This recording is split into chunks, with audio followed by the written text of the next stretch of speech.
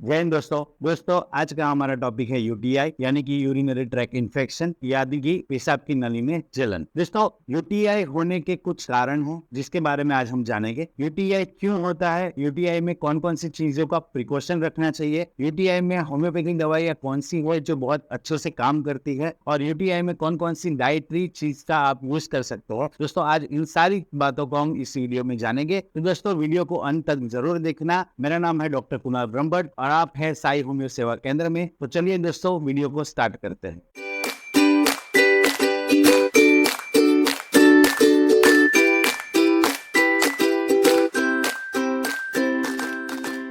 तो चलिए दोस्तों पहले बात करते हैं यूटीआई के कुछ कॉजेस के बारे में, कुछ कारणों के बारे में। तो दोस्तों यूटीआई दो तरह के कारणों की वजह से होता है। पहला होता है नॉन गोनोकोकल और दूसरा होता है गोनोकोकल। दोस्तों नॉन गोनोकोकल मतलब कि इसमें बैक्टीरिया या फंगस या किसी भी बैक्टीरियल चीजों के इन्फेक्शन होने की वजह से अगर यूरिनरी ट्रैक्ट में इन्फ्लामेशन होता है तो इसे दोस्तों हम लोग non gonococcal urinary track infection बोलते हैं। दोस्तों गोनोकोकल यानी कि सेक्सुअल ट्रांसमिटेड। दोस्तों अगर कोई अनसेफ सेक्सुअल एक्टिविटी की वजह से अगर यूटीआई होता है तो उससे हम लोग दोस्तों गोनोकोकल यूटीआई बोलते हैं। तो दोस्तों अगर आप अपने हाइजीन को मेंटेन रखेंगे, अगर आप अपन कुछ प्रिकॉशन सेक्सुअल एक्टिविटी मिलेंगे तो दोस्तों इसमें आपको काफी हद तक आराम मिलेगा, काफी हद तक यूटीआई होने के चांस कम हो जाएंगे। दोस्तों बात करते हैं कि यूटीआई किससे हो सकता है। दोस्तों यूटीआई छोटे बच्चों में, एडल्ट में, इवन ओल्ड एज तक हर एक ग्रुप में यूटीआई देखने को मिलता है, लेकिन दोस्तों ज्यादातर यूटीआई फीमेल्स में देखने को मिलता है। दोस्तों इसके कुछ कारण हैं जिसके बारे में मैं कुछ आपको बताना चाहूंगा। दोस्तों फीमेल में ज्यादा यूटीआई देखने का जो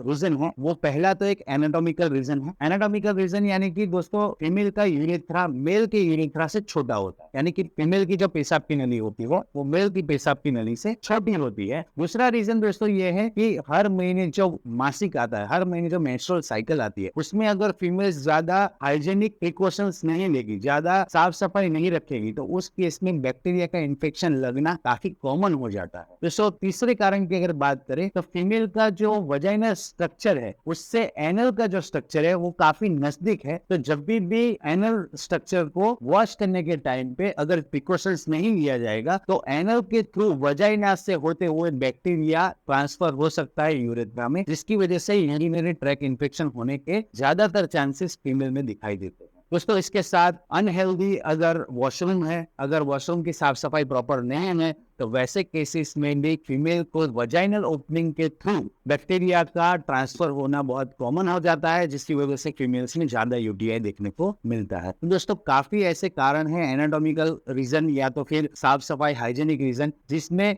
मेल के कंपेयर में फीमेल्स में ज्यादा यूटीआई का प्रॉब्लम देखने को मिलता है। तो दोस्तों मेरी फीमेल्स को पहली तो हाइजीनिक की सलाह है कि अगर आप अपने वॉशरूम को ज्यादा साफ रख के आप अपने वजाइनल पार्ट को अच्छे से वॉश करें। दोस्तों वजाइनल वॉश करने का जो तरीका है वो ज्यादातर फीमेल्स को मैं कहना चाहूंगा कि अबाउट डाउनवर्ड यूज करें, यानी कि आप वजाइना को जो वॉश करते हो वो तो ऊपर से नीचे की तरफ वॉश करें ताकि बैक्टीरिया फैलने का चांस कम हो जाए। वजाइना को आप बहुत इंटरनल जाके वॉश करने की कोशिश ना करें।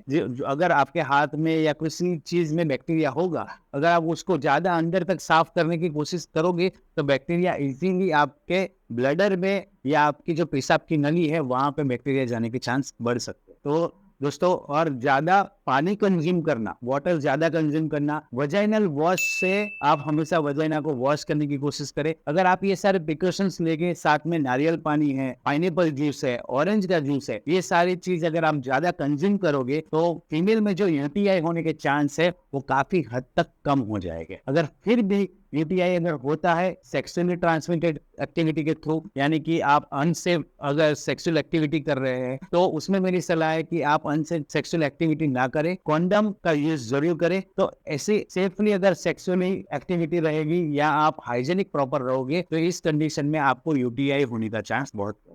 दोस्तों आगे बात करते हैं हम लोग मेडिसिन के बारे में। यूटीआई की होम्योपैथिक मेडिसिन कौन कौन सी है, कौन सी होम्योपैथिक मेडिसिन कौन से कॉज पे ज्यादा इफेक्ट करती है। तो चलिए दोस्तों आगे बढ़ते हैं मेडिसिन की ओर। तो चलिए बात करते हैं मेडिसिन के बारे में। पहली जो होम्योपैथी दवाई है उसका नाम है कैंथोरिस। कैंथोरिस 30 आप 2 बूंद सुबह 2 बूंद शाम को अपनी जबान पे ले सकते हैं कंटिन्यू 15 दिन तक। अगर आपको सिम्टम्स में बर्निंग यानी कि जलन हो रही है यूरिन करने से पहले, यूरिन करने के टाइम पे और यूरिन करने के बाद, तीनों टाइम पे अगर आपको बर्निंग हो रही है तो इस कंडीशन में आप कैंथोरिस 30 का यूज कर सकते हो। इसके साथ साथ अगर आपको ड्रिबलिंग हो रही है या अर्जिंग हो रही है, अर्जिंग का मतलब होता है कि आपको बार बार पेशाब करने की इच्छा हो रही है, आपको बार बार यूरिन जाने की इच्छा हो रही है, लेकिन जब आप यूरिन करने जाते हो तो सिर्फ ड्रॉप्स 3-4 ड्रॉप्स आते हैं, उसके अलावा यूरिन नहीं आता है, लेकिन फिर भी आपको अनसेटिस्फेक्शन लगता है, आपको लगता है कि फिर से यूरिन जाना पड़ेगा, लेकिन प्रॉपर यूरिनेशन नहीं आता है, 2-3 ड्रॉप्स आते हैं। उसके साथ साथ यूरिन करने से पहले, यूरिन करने के टाइम पे और यूरिन करने के बाद में अगर जलन हो रही है तो इस कंडीशन में अगर आप कैंथोरिस 30 का इस्तेमाल करेंगे तो आपको काफी हद तक आराम मिलेगा। तो चलिए दूसरी दवाई की ओर बढ़ते हैं। हमारी दूसरी जो मेडिसिन है उसका नाम है एपिस मेलिफिका। अगर आपको बर्निंग के साथ साथ स्टिंगिंग पेन यानी कि चुभने वाला दर्द भी हो रहा हो, आपकी प्यास कम हो गई है, प्यास कम होने की वजह से आपका यूरिन कम आ रहा है, उसके साथ जलन हो रही है और साथ में आपको बार बार यूरिन करने की इच्छा हो रही है विद स्टिंगिंग पेन यानी कि चुभने वाले दर्द के साथ, तो इस कंडीशन में आप एपिस मेलिफिका 30 सुबह शाम 2 टाइम 15 दिन तक कंटिन्यू ले सकते हैं। हमारी तीसरी जो मेडिसिन है उसका नाम है सारसापरेला। सारसापरेला 30 पोटेंसी में सुबह शाम 2 बार आप कंटिन्यूस 15 दिन तक ले सकते हैं। उसके साथ साथ सारसापरेला मदर टिंचर पर आप यूज कर सकते हैं। 15 बूंद सुबह 15 बूंद शाम आधा कप पानी में मिक्स करके आप ले सकते हो। उसके साथ पस या ब्लड आपको दिखाई दे रहा है यूरिन में, तो इस कंडीशन में और अगर उसके साथ आपको लोअर एब्डोमिनल पेन यानी कि पेट के नीचे के वाले हिस्से में अगर आपको दर्द हो रहा है तो इस कंडीशन में सारसापरेला बहुत ही अच्छा काम करती है। इस कंडीशन में आप सारसापरेला कंटिन्यूस 15 दिन खा सकते हैं। तो हमारी चौथी सिम्प्टोमेटिक मेडिसिन है बर्बरिस वल्गरिस मदर टिंचर। अगर आपको रेनल स्टोन है, पथरी की प्रॉब्लम है किडनी में, उसके साथ साथ आपको यूटीआई का प्रॉब्लम है और आपको लोअर एब्डोमिनल पेन हो रहा है, तो इस कंडीशन में अगर आपको स्टोन और यूटीआई दोनों एक साथ दिख रहा है तो इस कंडीशन में आप बर्बरिस वल्गरिस मदर टिंचर 15 बूंद सुबह 15 बूंद शाम को ले सकते हैं। इससे आपको काफी हद तक स्टोन और यूटीआई दोनों में आराम देखने को मिलेगा। तो दोस्तों ये 4 दवाइयां अपनी वो होम्योपैथी में सिम्प्टोमेटिकली काफी आराम दे सकती है आपको। इसके साथ साथ मैं एक एज ए कॉन्स्टिट्यूशनल मेडिसिन आपको बताना चाहूंगा यूटीआई में। अगर कोई पेशेंट है जिसको इमोशनल फैक्टर की वजह से यानी कि उसका जो एंगर है, उसका जो ग्रीफ है वो सप्रेस्ड होने की वजह से, जैसे कि मैं आपको एक एग्जांपल दूं तो हम कहीं पे जॉब करते हैं तो नई नई जॉब की जगह होती है, वहां पे हम कुछ नहीं बोल सकते, वहां पे हमें अपना गुस्सा कंट्रोल करना होता है। तो ये जो गुस्सा कंट्रोल करना, अपने दुख को कंट्रोल करना, अपने इमोशंस को कंट्रोल करना, ये सप्रेस कंडीशन के बाद, और एक अगर मैं आपको एग्जांपल दूं तो कोई अगर फीमेल है जिसकी शादी हुई है, शादी के बाद ससुराल में कुछ टाइम तक एडजस्ट करने में प्रॉब्लम आता है, उस टाइम पे वहां पे उसकी बहुत सारी इमोशंस को सप्रेशन होता है। कई फीमेलों ने देखा होगा कि शादी में कुछ साल तक, शादी के जस्ट बाद कुछ साल तक यूटीआई का प्रॉब्लम रिकरेंट रहता है। ये जो यूटीआई बार बार होने का कारण है ये सप्रेस्ड इमोशंस। आप किसी भी जगह पे अपने इमोशंस को सप्रेस करते हो, अपने एंगर को सप्रेस करते हो, तो इस कंडीशन में अगर रिकरेंट आपको यूटीआई हो रहा है तो इस कंडीशन में स्टेफिसेग्रिया 200 मेडिसिन बहुत अच्छे से काम करती है। ये आपके जो मेंटल इमोशनल कोर्स की वजह से यूटीआई डेवलप हो रहा है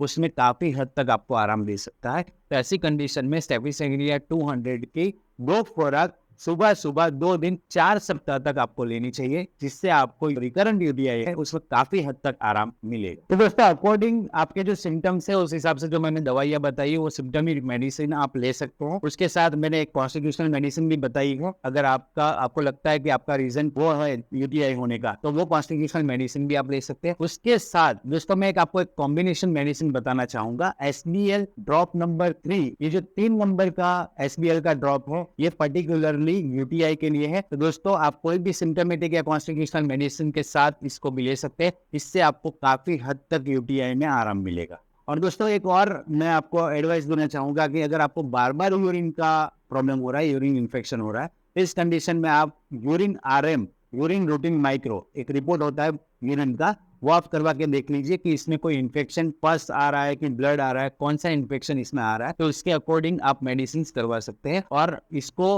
अगर आपको रिकरेंट यूटीआई है, आपको सिम्टोमेटिक मेडिसिन से अगर आराम नहीं मिल पा रहा है, तो आप नजदीकी किसी होम्योपैथी डॉक्टर के साथ कंसल्ट करवा सकते हैं। अगर आप मुझसे कंसल्ट करवाना चाहते हैं तो नीचे दिए गए वो नंबर पर जरूर कॉल करें। आशा करता हूं दोस्तों कि आपको वीडियो अच्छा लगा होगा। ऐसे ही इंफॉर्मेटिव वीडियो के लिए हमारे चैनल को लाइक, शेयर एंड सब्सक्राइब कीजिए। तब तक के लिए जय हिंद, जय भारत।